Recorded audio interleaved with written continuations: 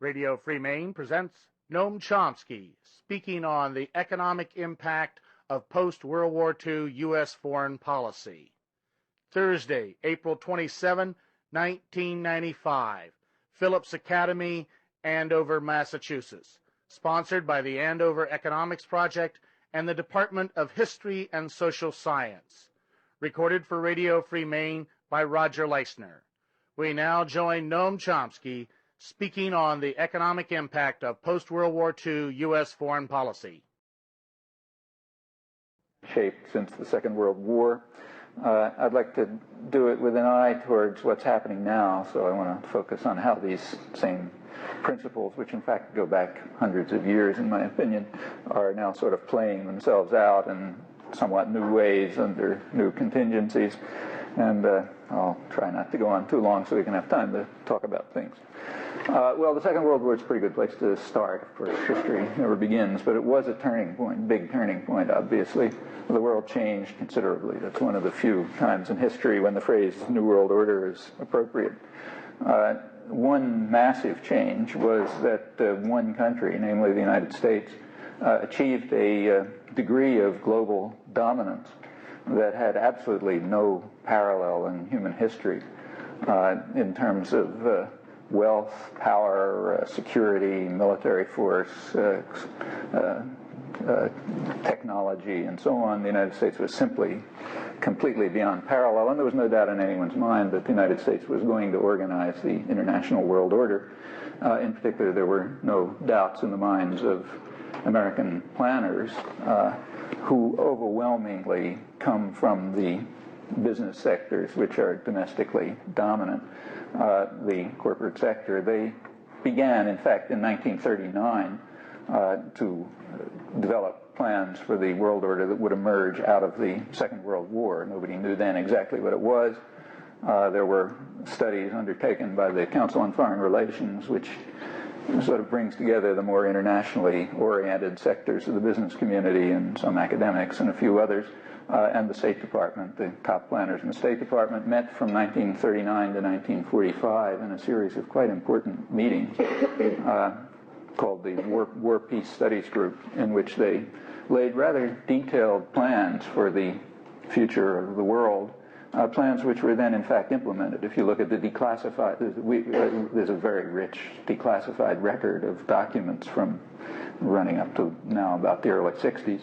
And if you look at the records for the late 40s, early 50s, they very closely follow the outlines of the planning that was set in motion during the Second World War. The basic idea was that they wanted to construct what they called a grand area, which would be subordinated to the needs of the American economy. The grand area was to include at least the Western Hemisphere, the Pacific, and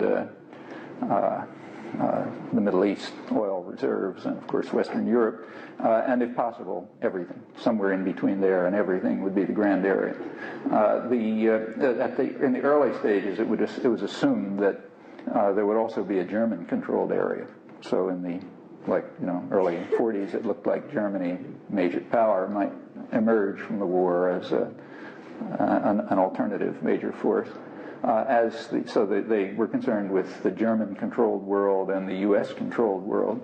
And then, of course, as became clear by about 1943 or so with the Russian victories in the Eastern Front, that Germany was not going to survive, they shifted to the idea of a grand order that would indeed be global. There was a question as to how the Soviet Union and its, at that time, no satellites, just the Soviet Union would be incorporated in it. And that really didn't get settled until the late 40s, when it became not incorporated until the end of the Cold War. So the basic contours of the grand area are an area subordinated to the needs of the American economy, and by 1945 that meant Western Europe, the entire Third World, everything except the Soviet Union and its satellites, and China at that time was up for grabs. As the war ended, the United States began to implement the plans that had been laid out And there are various strata of planning had to be, with various degrees of centrality in the global planning. There was a kind of a contradiction in the plans that had to be resolved. It was described pretty aptly recently by Gerald Haynes, who's a well-known diplomatic historian and also the senior historian of the CIA, who in a recent book points out that, incorrectly, that the United States, after World War II, in its own interest, took over responsibility for the welfare of the world capitalist system. So the U.S. was standing for the world capitalist system generally, but in its own interest. He's correct about that. On the other hand, there was a kind of a contrary drive, which was expressed in secret documents by one of the leading architects of the post-war world, George Kennan, who was the head of the State Department policy planning staff, did much of the implementation of grand area planning in the late 1940s. He pointed out that, this is secret, so later public, that the United States has 50% of the world's wealth, that's part of the incomparable power, and it was true. The U.S. had 50% of the world's wealth, approximately, but only about 6% of its population. And he said that's a situation that creates envy and resentment, and our major concern in the post-war period, he said, must be to maintain this disparity. Well, he then went on to explain that this means that we must put aside vague and idealistic slogans about human rights and democratization and raising of the living standards, and be prepared to deal in straight power concepts. The less we are hampered by idealistic slogans, the better, he said. Kennan, incidentally, is on the humanist soft end of the spectrum. He was thrown out a few years later because he was considered too soft-hearted for this tough world, and replaced by Paul Nitze, who's a hardliner. So at the very extreme, sort of dovish, humane end, that's the way it sounded on the inside. This is, of course, for internal consumption. For external consumption, you're allowed to, in fact must, have plenty of talk about vague and idealistic slogans that internally you regard as absurd and unacceptable. But you can see that there is a conflict. On the one hand, we have to maintain the disparity between our enormous wealth and everyone else's misery, and at the same time, we have to have responsibility for the world capitalist system in our own interest. So that it follows from the logic of that other sectors of the world capitalist system will have to be reconstructed in our interest, and indeed that was done. So the primary aspect of the core element of global planning was to reconstruct the major rich industrial countries. And it was understood that the main ones would be Germany in the European area and Japan in the Pacific. They had demonstrated their prowess in the years just before, and the world system had to be reconstructed around what were called its natural leaders, the great workshops, Germany and Japan, and in fact the United States would reconstruct their power systems, but now under our control.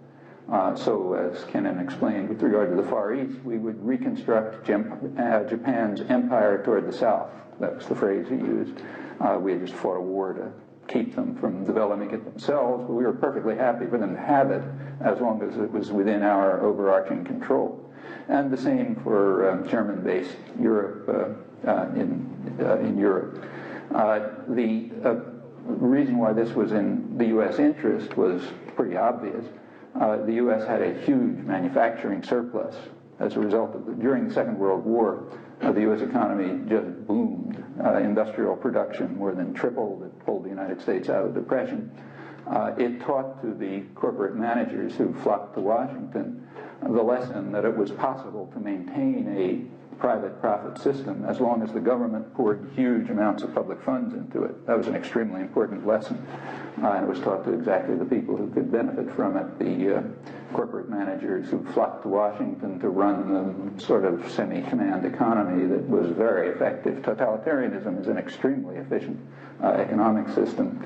And during the Second World War, we had a kind of voluntary totalitarianism. People were dedicated to the war effort, wages were kept down, There was allocation of resources. Profits went way up, I should say. The patriotic commitments extend only so far. But the results were that there was an enormous concentration of private capital and a tremendous industrial capacity, but nobody to buy the goods, because most of the rest of the world was either pretty seriously damaged or completely destroyed. So on the one hand, the capital had to be invested, and had to be invested abroad. And the richest places for investment, the most profitable, were at that time not places like Indonesia, but places like Western Europe and Japan. So they had to be reconstructed as areas for investment of U.S. capital, along with Canada. And then it was necessary to rebuild markets for U.S. industrial production. Otherwise, the U.S. would be in trouble. And the markets could only be the other wealthy industrial powers on any substantial scale, at least. So on the one hand, it was necessary to maintain the disparity by violence, if necessary. On the other hand, it was necessary to reconstruct the wealthy industrial societies around Japan and Germany, our recent enemies, and reconstitute for them the imperial systems that enabled them to maintain their wealth and power. This meant that the economic planning was quite sophisticated, and it was very thought out in considerable detail. The idea was to set up triangular trade patterns whereby the United States would purchase raw materials from the colonies of the West, say from rubber from Malaya, which was a British colony, say, and so on, and the dollars that go to the purchase of these commodities would go back to the mother country, essentially. And that was supposed to be true even after independence, because the independence was supposed to be kind of like a mask for maintaining the old imperial relations. So the effect would be that U.S. purchase of raw materials from the Third World would provide dollars to the imperial countries, and they would then be able to purchase U.S. manufactured products with those dollars, thus overcoming what was called the dollar gap. And the dollar gap was a major problem for American planners right in the end of the Second World War. In fact, the dollar gap was really only overcome by the huge military expenditures, the huge rearmament programs, which revitalized the Japanese economy and revitalized the European economies, and did in fact provide them dollars to maintain the viability of the system, while the same military spending maintained the U.S. economy. I'll come back to that in a moment. So the first international problem was reconstitute the major industrial powers. Various means were tried. The one that triangular trade patterns were part of it. The other one that succeeded was was sometimes called international military Keynesianism, public funding of military systems which revitalized the rich industrial societies. Now, of course, that meant that the Third World, the former colonies, had to maintain their subordinate, had to be compelled to maintain their subordinate relations to the rich industrial countries, even though there was decolonization going on. So the United States was at war virtually with Third World nationalism from the very beginning, and for very substantial reasons, and this was well understood. It was understood that, and in fact, if you look at the State Department planning, say the Kennan's staff in the late 40s, sort of spelling out the details of grand area planning, they simply parceled the world out to the different imperial centers. The United States was going to take for itself the Western Hemisphere, what the Secretary of War called our little region over here, which has never bothered anybody. So that meant kicking out our traditional enemies, Britain and France, and they were summarily dismissed, and the U.S. took total control over the Western Hemisphere. The other area that where the U.S. was not going to brook any interference was the Middle East, which was described as the greatest strategic prize in history, an unparalleled source of wealth because of its oil. So the British were allowed in. They were considered kind of clients or lieutenants, but nobody else was. That had to be run completely by U.S. oil companies and by the United States. And in fact, the Monroe Doctrine was more or less extended to the Middle East. So these regions would be U.S. fiefdoms, Latin America and the Middle East, the oil-producing regions, but the other areas were kind of distributed. Africa was to be handed over to Europe to be exploited, as George Kennan put it, again expressing the more humanist end of the, to be exploited for its reconstruction, more humanist end of the spectrum, because the U.S. didn't care much about Africa, so the Europeans could have that one. Southeast Asia was to be a source of resources and raw materials for the Western powers, and the imperial systems would in effect be reconstructed. Japan's empire toward the south, the British system, the Dutch system, and so on, sometimes under the mask of independence, but sometimes just kept as colonies. The Vietnam War grows out of that. It was also understood there were problems in implementing this.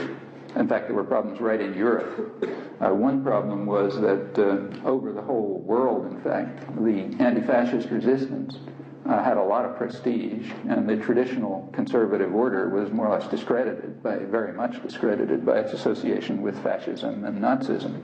But the U.S. intended to reconstruct the traditional conservative order and the traditional power relations and to undermine and dismantle the anti-fascist resistance, which was worker and peasant based very often, and radical democratic or social democratic or communist or something like that in its orientation.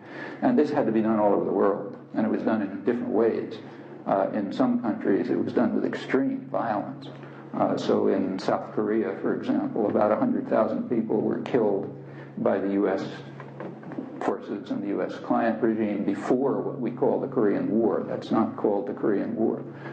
Korean War is supposed to be 1950, but it was in fact an episode in an ongoing struggle after the dismantling and destruction of the anti-fascist resistance, indeed even using Japanese police and military forces as clients.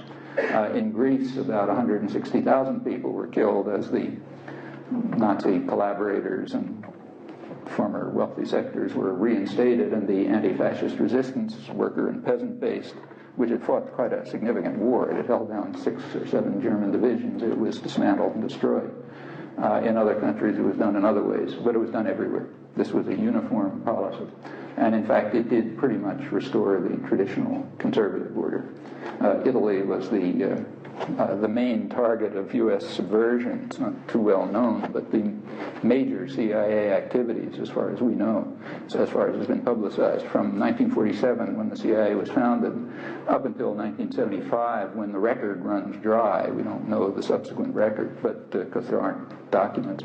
But during that period, Italy appears to have been the prime target of subversion, and the subversion was taken very seriously to block and undermine Italian democracy, because it was going to be worker-based or social democratic or something like that. The U.S. took it extremely seriously. The 1948 election in Italy, the first National Security Council documents, NSC-1, in fact, they go in order. The first one, NSC-1, is concerned with Italy, and it's concerned with what would happen if the communists, which means the working class-based political organization, if they won the election, as everyone expected they would. The U.S. Secretly was committed to calling a national emergency, getting the Sixth Fleet in the Mediterranean in action, and in fact starting paramilitary guerrilla operations in Italy to overthrow the government in case the wrong people won the democratic election. That tragedy didn't happen because the U.S. was able to control food and aid to Italy, which was then starving, in order to make sure that people voted the right way. And that was considered a great victory for democracy at the time, which tells you something about the concept of democracy. But anyway, and then subversive activities continued up until close to instigation of a military coup, apparently, around the late 60s or the early 70s. This was quite an operation, and as I say, it was different in different countries, but it was successfully achieved. In the Western Hemisphere, there was a problem that's of a kind that's sometimes called clash of civilizations in these inflated days. There was a clash of civilizations between the United States and Latin America. It's described quite revealingly in the internal record, which we now have. It came to a head in February 1945. So by the time of Yalta, when the war was almost over and about carrying out the post-war planning, recall, as I said, Britain and France were kicked out. They had been the major powers in South America, but their day was over. The U.S. was taking over, and the problem was that the Latin Americans had their own ideas, which were contrary to our ideas. The ideas of the Latin American, and that's the clash of civilizations. It came to a head in a hemispheric conference that was held in Chapultepec, Mexico, in February 1945, and where the U.S. was trying to institute what it called a Charter for the Americas, and the Latin American countries were very much opposed. They were under the sway of what the State Department, this is internal documents, what it called the philosophy of the new nationalism, which held that that the prime beneficiaries of a country's resources should be the people of that country, quoting, and that development should be based on domestic needs and should aim at broad distribution and development. And the United States was totally opposed to that. U.S. policy is that the prime beneficiaries of a country's resources are foreign investors, not the people of that country, and that independent development was unacceptable. There must be what was called complementary development complementary to the interests of U.S. private power. So, for example, Brazil, a potentially rich, very rich country, was allowed to develop the steel industry, but only those aspects of steel that U.S. steel corporations didn't want to produce, like, cheap, low-tech steel, but not high-tech, because that wouldn't be complementary. And the U.S. won, of course, given the power relations. So the philosophy of the new nationalism was beaten back. The prime beneficiaries of Latin America's resources are American U.S. investors and their own little wealthy sector that works with them. There is no independent development. There's no attempt at broader distribution of wealth. And in fact, you can read the World Bank year after year where they deplore the fact that Latin America has the worst economic inequality in the world, but nobody would be so unkind as to trace that fact back to the clash of civilizations in 1945 and the policies that were then carried out to keep it that way, often with brutal intervention, I should say, and murderous military dictatorships and so on, particularly starting from the Kennedy period. Anyhow, that was the Western Hemisphere, and different parts of the world went their different ways. Southeast Asia, the threat of economic nationalism, independent nationalism, is what led to the Vietnam War, and that threat was crushed. And similarly around the world, we can run through it. Well, how about domestically inside the United States? Recall that there had been a Great Depression in the 1930s, and any lingering illusions that capitalism might be a viable system had disappeared. Nobody had any such illusions. The question was what to do about it. Well, the New Deal measures had very limited effect. You take a look around 1939, things were sort of softer, but people maybe were a little more hopeful, but the basic economic problems were about the same. On the other hand, the war got over. The war overcame the problems, got the country out of depression. As I mentioned, industrial production zoomed, private power zoomed, and everybody knew how it had been done. It had been done by funneling public funds through state power into the hands of private industry, and that worked. And then came the post-war period, the wartime, the war production system declined. There was a lot of pent-up, there was a lot of money. People had saved a lot of money by working, and they hadn't been able to spend it. So it was possible for a couple of years to sort of keep the thing going on consumption. But by around 1948 or so, 47 or 48, there was a lot of fear that the country was going to head right back to the Depression. And they already knew how to get around that. The way to get around it was to restore the role of state power in funneling public funds into the pockets of wealthy people. That's what it amounts to. And they also knew the best way of doing it, namely the Pentagon. And that was understood. There's nothing here, you don't have to go to secret records. If you go to the business press in the late 1940s, it discusses all of this quite openly. So Fortune magazine, describing the aeronautical industry, pointed out that by, I think, 1947, that the aeronautical industry cannot survive in a free, in a competitive, unsubsidized, free enterprise economy. And then Business Week added that the government has to be the savior. And if you go over to Steel magazine or the Magazine of Wall Street, they pointed out that military funding would be the magic elixir that would keep the system going for endless good times.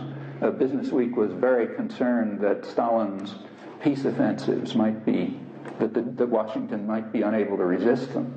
But they were pleased that they were able to resist them. They said, Stalin's, Washington resists the peace offensives, we can keep the military spending going. And it was perfectly understood. There was no subterfuge that this is the way to maintain the private enterprise economy. The first Secretary of the Air Force, Stuart Symington, later became known as the senator from Boeing when he moved over to the Senate, he described his role in the state as Secretary of the Air Force to be to ensure that adequate military procurement funds go to Boeing, and he explained publicly, incidentally, that the word to use is not subsidy, the word to use is security. And in other words, you can sort of fool people into being frightened, you can get them to transfer public funds over to the hands of private industry. The aeronautical industry is no small business, incidentally. It's the biggest civilian exporter in the United States. It's able to be a civilian exporter because the public pays most of the costs of research and development, and even provides a market through the military system. And that expands into all sorts of other things, into avionics, electronics, metallurgy, and virtually every aspect of the advanced economy. In the 1950s, research and development in electronics was about 85% public funded. In computers, it was about 100% public funded either through the Pentagon or through the Department of Energy or later NASA, which was Kennedy's innovation about trying to figure out a way to get the public to pay for the costs of private profit. And that whole system, this sort of state system of subsidy and transfer of funds, we call it welfare if we were honest. But it's the reverse sort, poor to the rich, so it's not called welfare. This is a huge system of transfer of funds which maintains private power and private profit. That's one reason why the Pentagon system doesn't decline with the end of the Cold War. Nobody knows any alternative way of doing it.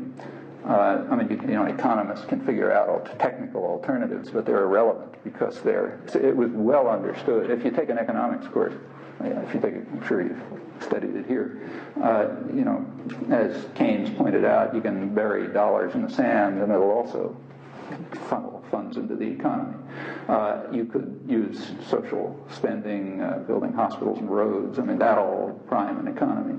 Or you can do it through the military. You can do it in a lot of different ways. And they're more or less intertranslatable. However, economists don't look at another problem, and that is they have different power consequences. And business did look at those consequences. So if you read, say, Business Week in the late 1940s, they were well aware as the economic scientists, that there were a lot of different ways of getting the government to pour public funds into maintaining the economy, but they much preferred military spending, and they explained why. There's a problem with social spending.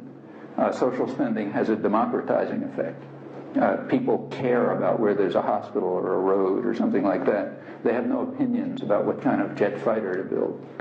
So they don't get involved. They just leave it to somebody else. And if that jet fighter happens to subsidize the advanced sectors of industry, well, okay, then we're doing it on the sly. Furthermore, social spending tends to have a redistributive effect, whereas military spending concentrates private power and profit in high-tech corporations, managerial sectors, investment banks, some skilled workers and managers, and so on. So it has a counter-redistributive effect. And in fact, private social spend, if the government's involved in the production of anything useful, say, it interferes with private profit.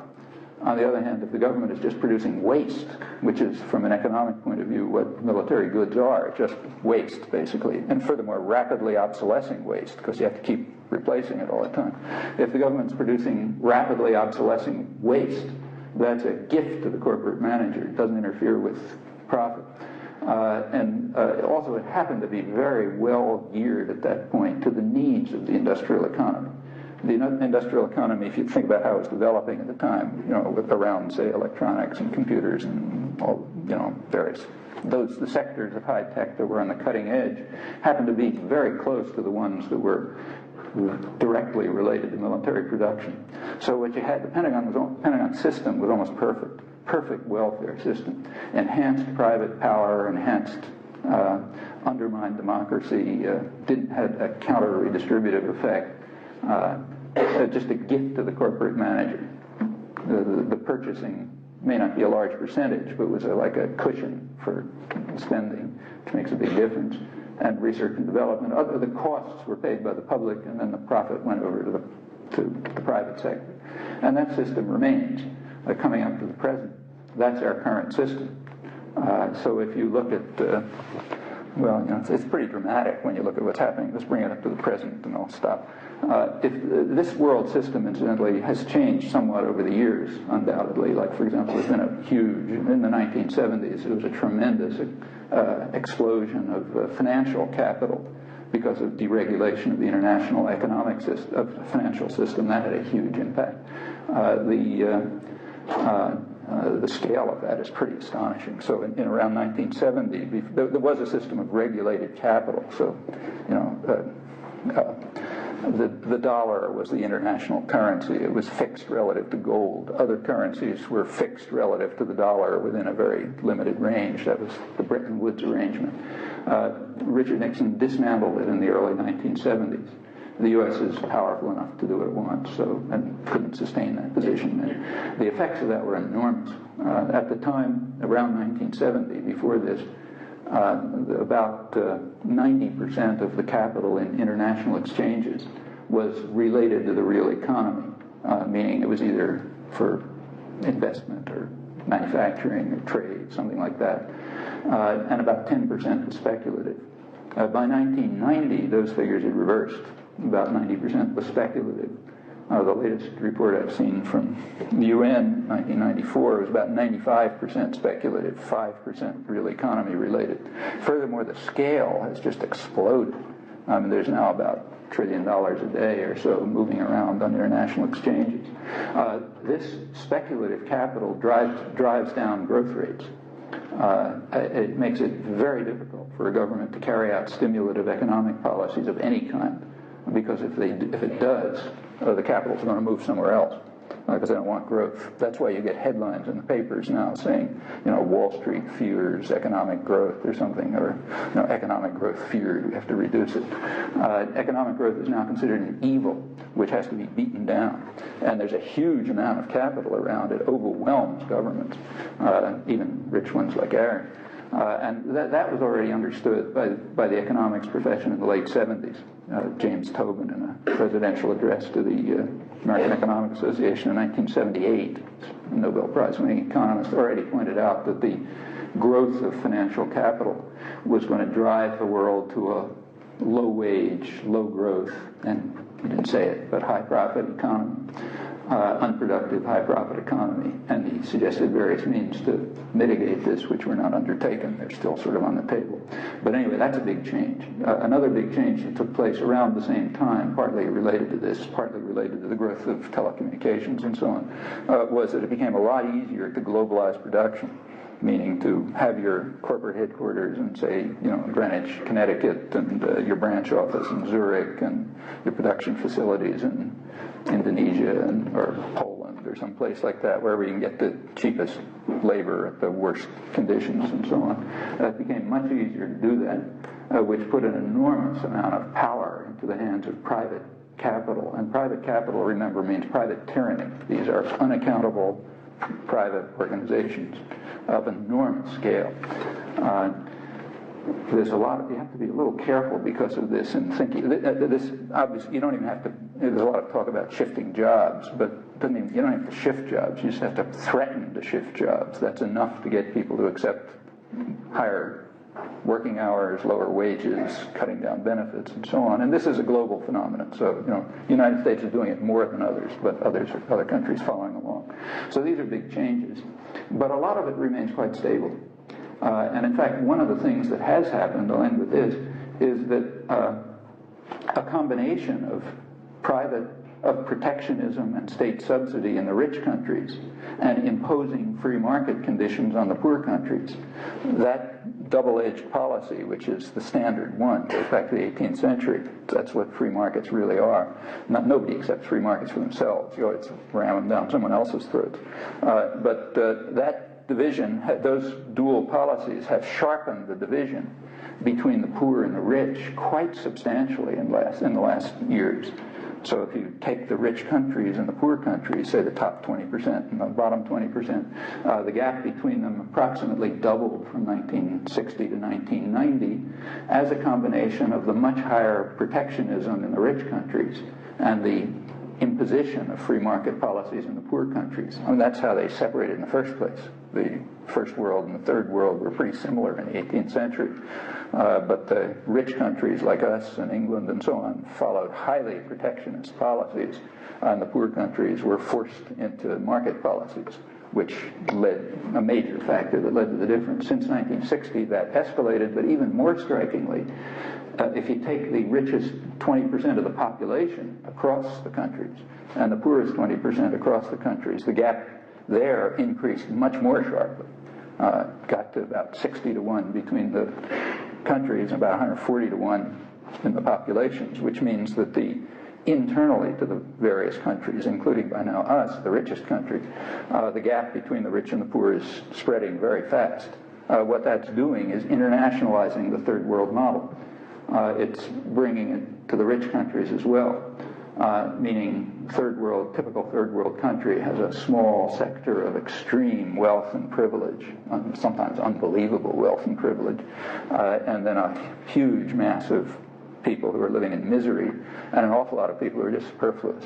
They're the ones you send the death squads after, or you carry out social cleansing and so on. That's the standard third world model, and that's being internationalized, with the United States in the lead, because we're the most powerful country, so we sort of lead the way. The inequality in the United States is the greatest in the industrial world. This is the richest country in the world with by far unparalleled advantages. So the complete catastrophic failure of the economic system is dramatically obvious here. The poverty level is about twice that of any other country. Wages have now dropped to lower than any other industrial country, with the exception of England, which has done even a better job under Thatcher of smashing down its own working people. This was called in the Wall Street Journal a welcome development of transcendent importance when they noticed it a couple of years ago, showing how wages have dropped relative to other countries since 1985, through this combination of highly protectionist policies for the rich and essentially market principles, so free market principles for the poor. Poor means the large majority of the population in the country and in the world. Well, those policies are now being accelerated. That's essentially what the Republican Congress is about. So they call themselves, there's a lot of talk about the free market, but if you look, it's the traditional double-edged free market. So cut down, school lunches, but increase subsidies to the rich. That's the way it's working across the board. It becomes very dramatic if you look at it close. It works in precise detail. Sometimes it's even pretty dramatic. So, for example, during the debate over school lunches, you remember a couple of weeks ago, Representative David Obey submitted a kind of a harassment amendment. He didn't really expect it to pass, and it didn't. He proposed that they keep $7 billion in school lunches and pay for it by delaying the deployment of the F-22 stealth fighter, not stopping the deployment, but just delaying it for a couple of years. That would have paid the $7 billion for school lunches. Well, of course, that never even got to a vote. It was so ridiculous. The F-22 fighter is a $72 billion welfare program which goes primarily to Newt Gingrich's constituents. The Lockheed Corporation is now Lockheed Martin, merged, two big military systems. Its headquarters is Cobb County, Georgia, his district. His district happens to get more federal subsidies than any suburban district in the country, with the exception of Arlington, Virginia, which is part of Washington, actually. It's, where the Pentagon is and so on. And Brevard County, Florida, which is where the Kennedy Space Center is, another part of the system of welfare for the rich. So if you move out of the federal system itself, Gingrich is sitting in the place which gets more welfare than any place in the country. So it's really easy when you've got the nanny state pouring money into your pocket to be a conservative and denounce the nanny state and let's have tough love for everybody else and so on and so forth, as long as there's no tough love for us rich folk. And this goes right across the board. The Heritage Foundation, which is the ultra-right foundation, just came out with its budget proposals, which is cut down everything that could possibly help any person, but increase the military budget. Not because we're under threat. The idea that the U.S. is under threat is too ludicrous to discuss. But because rich people are under threat. The threat is that the corporate profits, which have shot through the roof, might not shoot through another roof. That's the threat. So while real wages have been declining, from about 1980, there's been a steady decline of median real wages and an increase in working hours right through the Clinton recovery, incidentally. Corporate profits are absolutely booming. In 1993, Fortune magazine, every year at the end of the year, they run a thing on the Fortune 500, the 500 rich corporations, and they described it, they just couldn't contain themselves. It was a dazzling year for profits. Even though sales growth, they said, was stagnating, but profits were going way up. Well, that was 1993. The figures have just come out for 1994. It was much, much better. Business Week and Fortune and the other journals are, they're saying business has a problem. It has so much money coming out of its coffers that it doesn't know what to do with it. The last quarter of 1964 broke all records and will probably go up again. And remember that that's not any longer the sole source of huge capital concentration, because that's now shifted to a large extent to financial capital, places like Goldman Sachs and the people who fill Clinton's cabinet. That's another big concentration of capital, the function of which is mostly to drive down growth and increase inequality. Well, this is a combination of, and so the Pentagon budget has to go up, of course, and the entire welfare system for the rich, of which this is only a piece. Well, I've talked to one already, but the main point is that the policies are quite understandable, quite intelligent, well thought out, self-conscious, designed to, as much as possible, internationalize the third world model. And it's working with the United States in the lead. It's a pretty ominous future, I think. Nobody knows if you can really carry it off. It's sort of an experiment. They're kind of trying to roll back the whole welfare state, the social contract that was developed over about 100 years of struggle, see if you can get back to, the 1820s or something like that. And how far it'll go before the place erupts is extremely hard to know. One concomitant that you see in the United States, there's been a very sharp decline in welfare. The United States is one of the worst welfare systems in the world, with very little welfare, but it's dropped very sharply since about 1970, about half, in fact, while welfare for the rich through the military system and so on has shot up. And that's going to continue. And what it'll mean, nobody knows. One effect is you do have a superfluous population. That's why the prison population has been shooting out of sight. The United States is now in the lead per capita in the world in imprisoning its population, and that's going to go way up. California, there was just a Rand Corporation study that predicted that last year, for the first time, they spent more on prisons than on education. They used to have the best public education system in the world. And the Rand Corporation predicted that they're now going to spend about 40% of the state, more of the state budget for prisons, which means the educational system will pretty well collapse, they concluded. Not for rich people. I mean, they're always going to have what they like. But for the general population. And that's the direction that things are going. How long people will accept it, you really don't know. Part of the reason, I think, for the crazy cultism and hysteria and so on that's going around the country is sort of an unfocused kind of reaction to all of this. And where it's going to go, no one knows, but I don't think it looks very pretty. Well,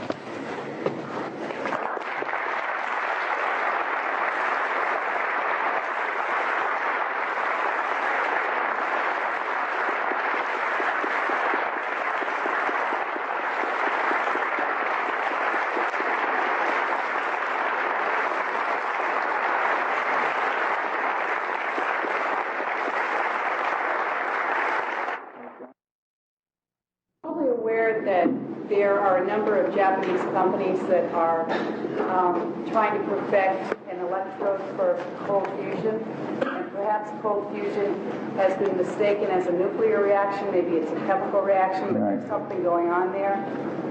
If they were able to come up with an alternative, a safe alternative to fossil fuels, and as Arthur C. Clarke has said, the third world would have electricity, like all of India would have electricity within a decade, how would that affect the balance of power in the world? Well, cold fusion's pretty much of a gamble. I don't think there are many scientists who think it's very plausible. Maybe there's something there. The much more plausible, I suppose, is hot fusion.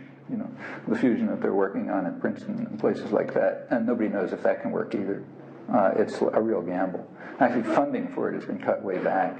The Energy Department is cutting back funding on alternative, on non-hydrocarbon fuel, alternative fuels, but is increasing funding overall because it's increasing the weapons funding so fast. That's Clinton's Energy Department.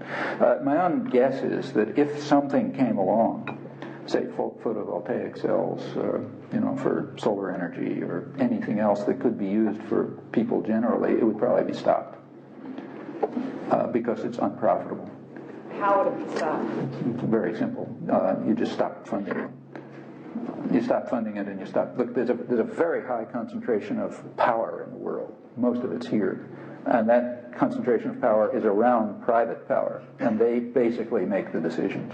I mean, now it's such a grotesque power play that even the press can't believe it. Like, big corporations are just writing the legislation, not even behind the scenes. So you see an article every other day in the Times about, the lobbyists for the big corporations are describing to the press what the legislation is while the congressmen listen.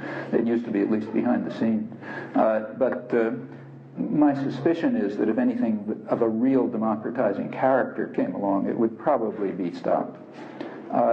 There's a lot of questions to ask about this that nobody really looks into much, so you can only guess. But let me suggest the question that you might want to think about. Why is tobacco legal and marijuana illegal? Okay, why? I mean, marijuana became illegal around the early 30s, right after Prohibition ended. And there was a huge federal bureaucracy that had to control something, and so on. They didn't have alcohol anymore, so they switched to marijuana. Well, why not tobacco? Tobacco is much more dangerous, way more dangerous. I mean, there aren't even any known deaths from overdose from marijuana. It's probably not good for. I'm sure it's not good for you, but a lot of things aren't good for you, like say coffee. But but tobacco is just a killer, and it not only kills the people who are smoking it, it kills a lot of other people too. Deaths from passive smoking are probably in the tens of thousands every year. It's recently been estimated that of the people alive in China today, about 50 million of those under 20 will probably die from tobacco-related diseases. The latest research findings here were that in the United States, about 5,000 or 6,000, I forget how many, children, infants, are killed every year because their mothers are smoking. I mean, these are big numbers, way beyond hard drugs. So how come marijuana is illegal and tobacco is legal? Why not the other way around? Say, well, I think there's some pretty obvious reasons. Marijuana is a weed. You can grow it in your backyard. Anybody can grow it. Tobacco is an industrial crop. You have to have subsidies. You have to have capital funding. You have to have protection and so on. You can make a lot of money from tobacco. If marijuana is legal, everybody can grow it. Nobody's going to make any money from it. That's a possible difference. It's never been investigated, but I wouldn't be surprised if that's a factor. And the same could well be true about solar energy. I would just like to suggest that the Department of Energy, there are little, fiefdoms within places like MIT the hot fusion versus cold fusion group. I don't think. Hans and Fleischmann were forced out of this country. Yeah, but Supported by the Japanese. you got to be careful, though. They were not forced out of the country. The research was, in fact, deeply flawed, and serious problems were found in it. The scientific community internally isn't that corrupt. It can't be. You know, it's not that they have better genes or something. It's corruption inside the science is extremely difficult, because if you sort of lie about an experiment, somebody will redo it the next day and show you. In other fields outside the sciences, it's a lot easier to be deceitful. You know, you come out with a fraudulent theory of the French Revolution or something, you know, nobody's going to expose it. And in the political world, it's, of course, a totally different story.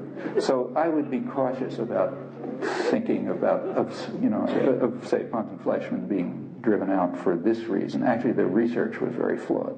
Maybe there's something to it, and there is some Japanese capital investing in it. But I wouldn't, I don't know much about this subject. What I hear from scientists around MIT who do know is very skeptical. Whereas hot fusion is conceivable, but has big problems, very serious problems. If it works, it would be a real breakthrough, but nobody really knows. There are big materials problems, you know, all sorts of things that people don't know about. There isn't a technological fix for everything. You know, like Newt Gingrich may think it sort of comes free, but it doesn't. Some things may have technological fixes, some may not. Like global warming may not, you know. You just can't assume that technology is going to fix things. Sometimes yes, sometimes no. On the other hand, things like, say, solar energy, well, nobody knows the potential, but it's striking that very little research money goes into it. And if it worked, then it would be much more democratized. Everybody could have it, you know. In fact, there are countries where it's used, even though it's inefficient. It could be used, for example, for things like desalination, if it worked, which is a big problem in large parts of the more arid parts of the world, which is a large part of the world. They just don't have water. You know, I mean, we're used to having water, but you go to plenty of places in the world and they just don't. Yeah. Do you foresee in our future, the United States future, that as we lead the way towards becoming internally a third world country, that there'll be some sort of like lower class insurrection or a socialist revolt? So could you hear? Well, he asked a very sensible question. If the United States continues this move, which is in fact accelerating, towards turning it into a third world country with big superfluous population, very high concentration of wealth, and so on, will there be some kind of a insurrection or, you know, rebellion or something? Well, I think you already see the signs of it. So, for example, take the cults are a sign of it, in my opinion. So this is a very disorganized country. We don't have a civil society. The people are isolated and alone. The unions have been destroyed. There's no political parties. There's no political organizations. Most people don't think there's anything they can do. I mean, I suppose that's why about 40% of the population says they spend all or most of their time watching the Simpson trial. And very few people vote. People just don't vote in this country because they think there's nothing to vote for. You know, you ask people, there's regular polls because business wants to know what people are thinking. They have huge propaganda systems, and they therefore want to know what people are thinking. And about half the population says both political parties ought to be disbanded because they're just working for a few big interests looking out for themselves. The propaganda system is designed to keep private power secret. You don't see it. You're not supposed to know it's there. What you see is government. So corporate propaganda, which is extraordinary in scale, I mean billions of dollars a year from television and movies to books and everything else, is designed to suppress private power. It's to suppress the existence of profits. This has reached the point where the word profits is unusable in the United States. It's kind of like a four-letter word. When the press wants to refer to profits, they call it jobs. So, for example, when it's like a joke these days. When Clinton went to the APEC meeting, the Asia Pacific meeting in Indonesia, he came back talking about he'd gotten terrific jobs for Americans, a $40 billion contract for Acheson to develop a natural gas field off Indonesia, which, you know, great jobs for Americans all over the place. The Exxon stock shot up because all the investors were so excited about the new jobs for Americans. If you ask how many jobs for Americans were there, well, you know, a couple of corporate managers, maybe a few skilled workers, but there was something that was going to go up, namely profits for some Americans, but you simply are not allowed to say that. The Wall Street Journal had a front page story just a couple days ago saying big U.S. oil companies are worried about the fact that the Europeans are getting into the Iraqi fields ahead of us, and they might. And it says oil companies fear loss of jobs in Iraq. Yeah, that's just what they fear. But the point is, profits are invisible. You don't mention them even. And similarly, private power is invisible. But you do mention the government. People have to hate something, so they better hate the government. Not that there isn't a lot to hate, but the government has a defect that private power doesn't have. The government is accountable. People there's a method, at least, maybe it's not used, but at least it's possible in principle to influence what the government does. It is impossible in principle to influence what General Motors does or Goldman Sachs. They are tyrannies, huge tyrannies. So the idea is to try to transfer decision-making power over to them and make people hate the government. This has been going on for 50 years. And it has its effects. The effects are people hate and fear the government. And it's a kind of an insurrection, if you like, but a pretty irrational one. I think Oklahoma City is probably an example of it. So there's an awful lot of irrational cultism going on in the country. It's a very funny country as compared with others. It's very free, maybe the freest country in the world. But it's also, in many respects, like a kind of devastated peasant society in cultural respects. This is not a joke. Like if you look at, say, religious fanaticism, there are various cross-cultural measures of it. It's usually inversely correlated with industrialization. A country gets more industrialized, there's less religious fanaticism. But the United States is totally off the chart. It's like the poorest, devastated peasant societies in the world in terms of religious fanaticism. And this is true across the board. So I think there's a kind of an insurrection. I don't think you're wrong. And I think that we already see it, but it's just taking very unconstructive forms. And I think it's very dangerous. In fact, it's kind of reminiscent of Germany in the late 30s, or maybe Iran around 1980s. And there was a lot of unfocused resentment and fear, and it didn't go in a pretty direction. I can't see up there, I'm afraid. Oh, yeah. Jay? Somebody standing up? Jay. Yeah. Why don't you, because I can't see from where I am, if you can call me. You said that every president since World War II has committed impeachable offenses. You didn't say that. No, I said worse than that. I said every president since World War II would be hanged by the standards of Nuremberg. In this lecture, you've attacked us through attack democracy, but you haven't really addressed the nature of democracy itself. Given that all our democratically elected presidents have been basically I don't say they've been bad people. I've said that they've committed crimes. Maybe they're nice people. That's a different issue. They've all been unfit for office. Then what do you think is the proper role of democracy? And can it work? And if it can, what should be it? Oh, I think we should have. I'm very much in favor of democracy, and I'm very much opposed to the fact that it's disintegrated in the United States. It's disintegrated to the point where it's virtually a form. I mean, take, say, the 1994 elections, which were called a landslide for, conservatism. If you take a look, a little over a third of the electorate voted. That was split about 50% of about 50.3, a little over 50% voted for the Republicans. So that's like around 18% of the electorate. Of the voters, 1 out of 6 said that they even knew about or cared about the Republican agenda. Well, I'd say even if every one of those 1 out of 6 was in favor of it, which is unlikely, that gives you about 5% of the electorate voting for the agenda. That's called a landslide victory. Well, that's just a way of saying democracy's collapsed. People, right today, after 6 months of intense propaganda, under 40% of the population has ever heard of the contract with America.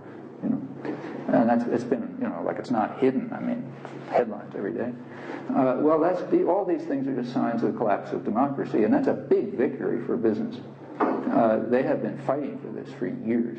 At the end of the second, I mentioned that in other countries they had to destroy the anti-fascist resistance and so on, but something similar happened here too. The U.S. population was very social democratic after the Second World War. I was very pro-union. It wanted more government involvement in industry. I mean, across the board, and business was scared. They, in fact, said that they have about 5 or 6 years to save the private enterprise system. And they launched a huge propaganda program. In the early 1950s, about 1 out of 3 textbooks in schools was simply provided by business. They had 20 or 30 million people a week watching propaganda films.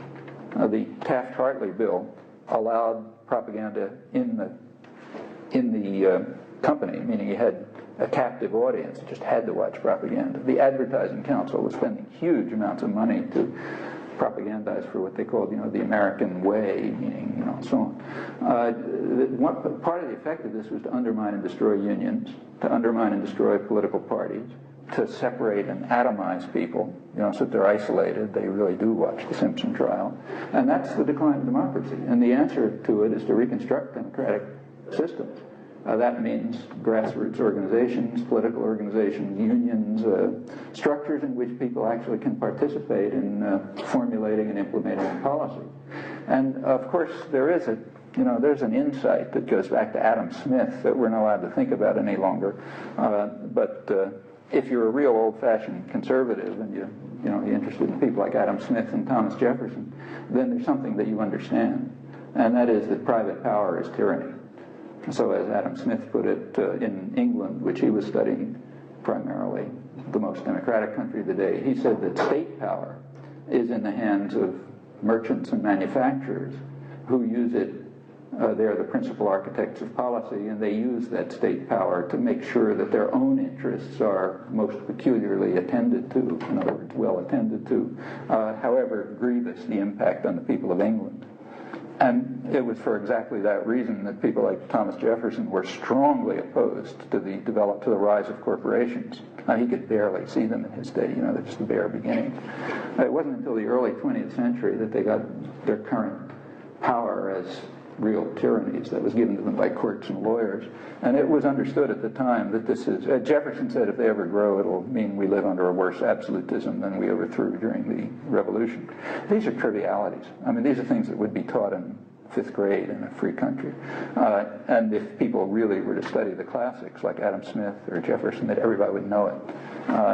But you're not allowed to think it, And as long as that remains true, there's considerable limits on democracy because there's just too much private power. And by now this private power is international.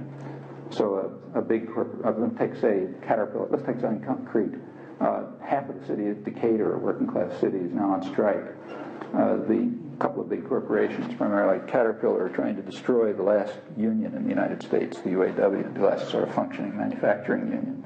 Unions, whatever you think about them, are a democratizing force. They're a way for working people to get together, to sort of enter into the political arena and so on, to compete with private concentration of power. How are they doing it? Caterpillar thinks it's going to win. They may be right. Part of the reason that they may be able to win, and they tell you, you read it in the business pages, is that they have made huge profits, and they have used it not for economic gain, but to build up excess capacity in other countries.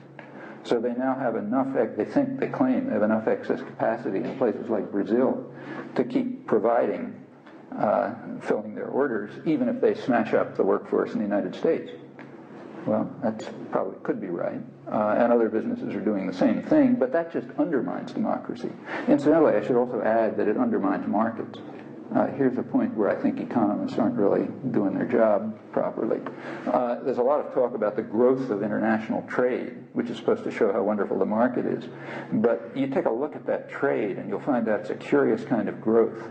So about 50% of U.S. trade now is internal to corporations, which means there's about as much trade as if you move something from one shelf of a store to another.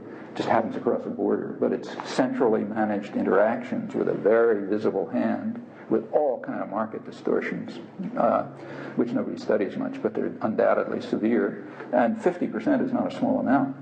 That's a lot. Like when at the time of NAFTA, there was a lot of talk about our trade with Mexico, but there wasn't much talk about the fact that more than half of U.S. exports to Mexico were internal to corporations. So like Ford Motor Company sending things over to, get cheap work cheap labor to put them together and then come back here to add more value. That's not exports. Didn't even enter the Mexican market. And those are huge components of trade. These so-called trade agreements like GATT, it's not at all clear that they're going to increase trade in any authentic sense. They may reduce trade. I mean, they may increase stuff going across borders, but that's not quite the same as trade. That's not market interactions. These are complicated matters, and you don't want to just sloganize about them. But in my opinion, there's a general attack on democracy and markets going on through the concentration of private power, and yeah, that's got to be dismantled, and the society has to be democratized. It's not a simple job. I mean, it begins with things like building grassroots popular organizations like unions or like political organizations, and then it should go on, community organizations and so on. That's the way to have a functioning democracy. So I think it's clear enough what to do. The problem is to get out and do it. One final question, then we'll have to finish. There is currently a government in the world that the United States can learn from? A government that the United States can learn from? I don't think we should try to learn from governments. We should learn from people. And there are a lot of people in the world we can learn from. So, for example, take something pretty close to home. Take this question of democratization. Let's take the poorest country in the hemisphere, Haiti. Okay, the poorest country in the hemisphere. Absolutely miserable conditions. I was there a little while ago. It's unbelievable. Living under terror and so on. They were able to develop a democratic society. The peasants of Haiti, living up in the hills, and the people living in the slums, while nobody was noticing it, they built up popular grassroots organizations which were strong enough to sweep their own president into power. It was a huge surprise to everyone because nobody paid any attention to what's happening in the slums and up in the hill. I mean, this talk about our going to Haiti to teach them democracy is just a joke. I mean, we ought to learn what democracy is from people living in the slums of Haiti under conditions that most of us can't imagine. So there's a lot that we can learn from people. Not only there, plenty of places where people struggle and fight for their rights. But we're not going to learn anything from governments. Governments are, as John Dewey put it, a latter-day Jeffersonian, one of the last. They said, politics is the shadow cast by business over society. And the shadow varies in character in some place, depending on the power of popular organizations. You may have a better social contract or a worse one, but it's basically that. And as long as that's the case, governments are one or another part of that shadow. Or some other places, just straight tyrannies, like military dictatorships or Stalin-style tyrannies or something. But governments aren't the kinds of things that you learn from, I don't think. You can learn a lot, however, from what people do, including people here. So, for example, during the 1980s, in the United States, the solidarity movements with Central America, they can teach you a lot. There's nothing like them in history. These were very mainstream American. Nobody ever talks about them because you're not allowed to know. But these were grassroots, popular organizations, very mainstream, conservative, Christian, middle-class communities with extreme dedication. I mean, they went way beyond anything in the 60s. And they made it, like, for example, in the 1960s, nobody thought of going to live in a Vietnamese village because maybe a white face would, protect people from state terror that we were running or doing ourselves. But in the 1980s, plenty of people did that. They went to Central America to do that. That's unheard of in history, and had a big effect. I mean, like a lot of people survived because of it. Well, those are people you can learn something from, and they're all over the place. But they're not the ones that you're going to hear about in the propaganda institutions. Why should they tell you? They're trying to de-democratize, not democratize. But it's possible to find out. Not very hard, in fact.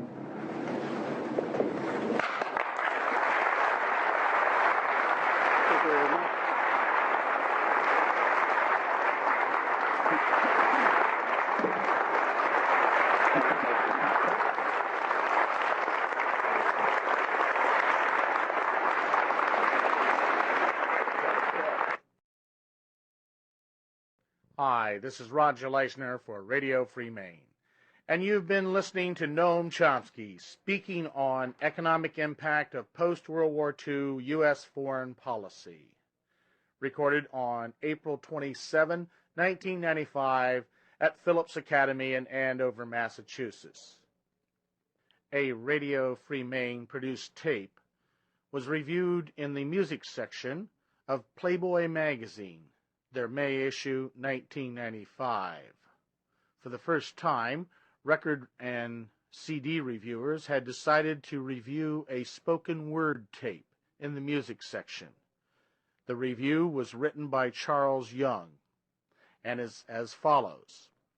The other day I saw the words Chomsky nose scratched into the wall of the toilet stall. This is how word of Noam Chomsky tends to spread. You hear the guy, your life changes, and you share the news however you can. He has been called the most quoted human living. As a professor at MIT, he is one of the most important linguists of the 20th century. What does this have to do with popular music? Well, as an anarchist, Chomsky has long been a hero to the punk subculture. Bad Religion put one of his lectures on the B-side of a single. As punk has permeated other forms of rock, Chomsky's influence has spread. Pearl Jam, for example, plugged Chomsky in a live radio broadcast, and producer Don Was plans to sample some of Chomsky's aphorisms for a compilation album. If you want to be hip, you have to listen to Chomsky. So where do you find him on tape? Send away to Radio Free Maine, P.O. Box 2705, Augusta, Maine 04338, area code 207-622-6629, which has a vast catalog of his lectures, along with those of other dissident heroes, on audio cassettes and video cassettes. The role of the media in manufacturing consent is a particularly bracing analysis of the recent elections and the propaganda offensives of the American ruling class in the past 25 years. If you find the truth exhilarating, Noam Chomsky provides a better buzz than rock and roll. The tape was then placed in competition with other musical selections in the rock meter. Archers of Loaf, their album entitled Vivi, John Mayall, an old album, Blues Breakers with Eric Clapton, Marianne Faithfull, her comeback album, Secret Life, and a various artist compilation, Murder Was the Case. 5 judges on a scale of 1 to 10 judged the tape. Robert Christgau, Mr. Garbiani, Nelson George, David Marsh, and Chuck Young. The role of the media in manufacturing consent received 3 8s and 2 10s. The 2 10s were from David Marsh and Chuck Young, both former writers for Rolling Stone magazine. I am very happy that Playboy decided to print this review. I tried to get it in other leftist journals, but they were not interested, seeming to think that people that listen to tapes are rather sort of lowlifes. So thank you all for listening to Radio Free Maine, and keep looking to music journals and magazines for more reviews of Radio Free Maine tapes. This is Roger Leisner for Radio Free Maine. Thank you and good night.